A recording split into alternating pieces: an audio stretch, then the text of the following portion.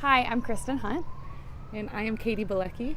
And we teach 6th grade in Holt. Although we teach language arts and social studies, our curriculum is totally integrated. We're sitting here in our outdoor classroom, which has been kind of dreamed up and discovered, as well as created by our 6th grade students, along with a partnership with our community. The kids have been dreaming, and in a lot of project-based learning, problem-based learning, the kids have kind of come up with questions or noticed problems that they want to address and fix. We are all about this word, genius. And in our classroom, a genius is somebody who gets the world unstuck about something. Our students noticed that there were other schools in our district that had outdoor learning areas, outdoor play areas, and our students didn't. So they, like geniuses do, decided to get our world unstuck about that problem. And our outdoor classroom was born.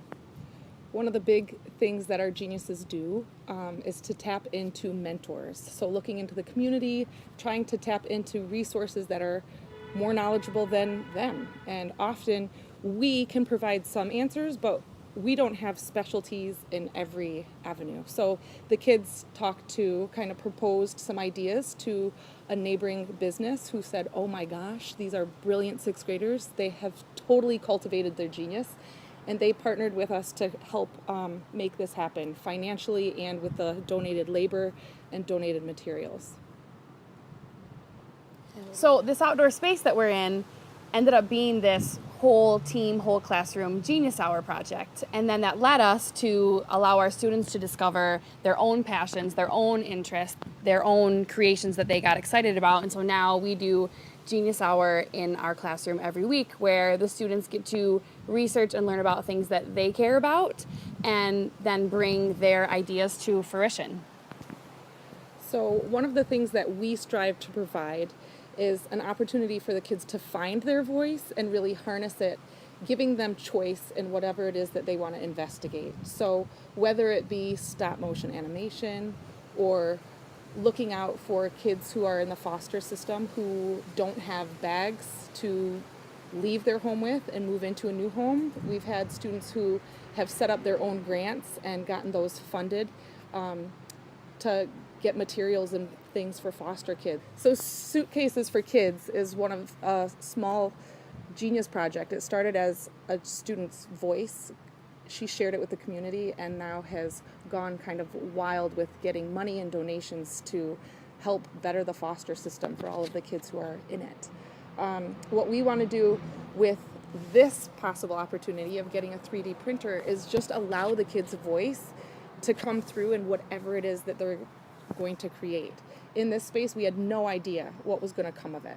We invited the mentors in, we asked questions, we shared our ideas, but Kristin and myself, it wasn't like we had a roadmap for what this was to become. Similarly with the 3D printer, we want to provide an opportunity for our kids to have that at their fingertips, have that resource.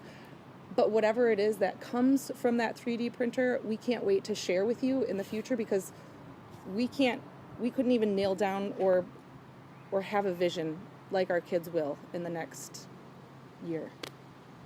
So that's kind of how we operate. We allow our kids to have a lot of voice and choice in what we do. And so each year looks different. Each month might look different. And so they really are able to take us to levels that we couldn't have even dreamed up at all. And so we think that this 3D printer would be such an amazing opportunity to allow our kids to learn and tinker and get passionate and excited and create, Yeah. which we're so excited about.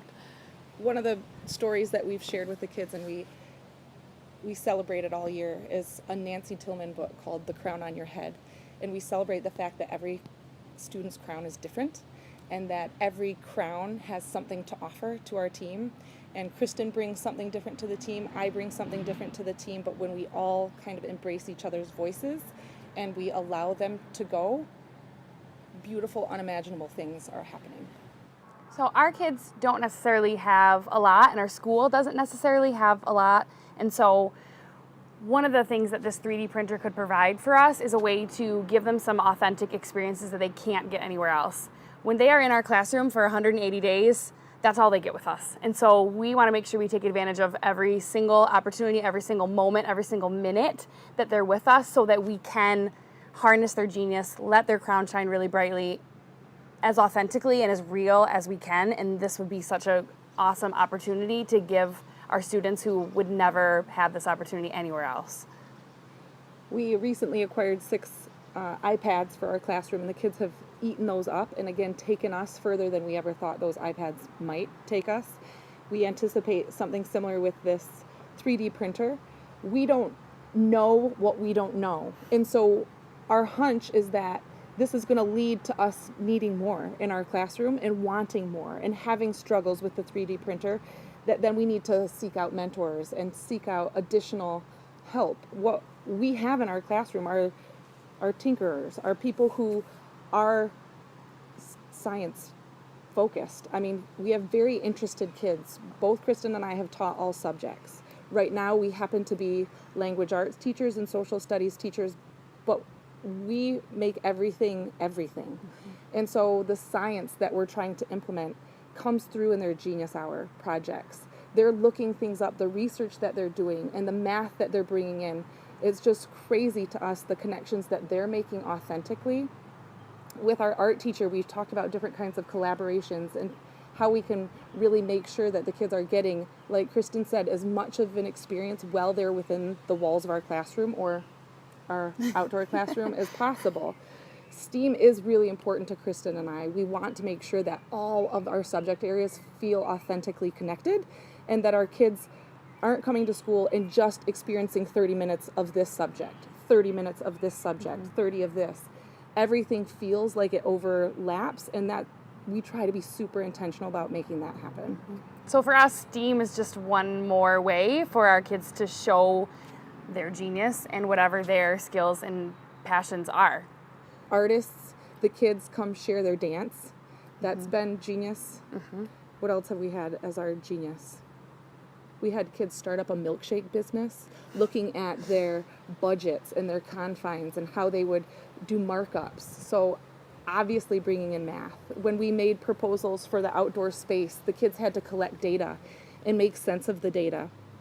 This is all during language arts-ish, social studies time, but it's not. All of the kids see that everything is everything. And so the beauty of this 3D printer is that we can make one of our geography lessons where we're learning about the 5 themes of geography and we're looking at a topographical map. We can look at the heights of things and the depths of things differently than we can on a 2-dimensional piece of paper in our atlas, which is pretty sweet. But we can go even deeper literally by making some sort of possible model of that on our 3D printer. So again, like that's one idea that we have, but I think the kids are going to blow that one out of the water, you know? We also have other outdoor spaces in our school that certainly need love and development. And so being able to look at things to scale and being able to create things with the 3D printer and be able to place them where they might go on a map of another outdoor space would be such an authentic way for our kids to be able to show our whole school how much more work needs to be here to give our kids places to learn and play outside. And if architecture and like that kind of design doesn't like totally envelop all subject areas and embody what STEAM is, I kind of don't know what does.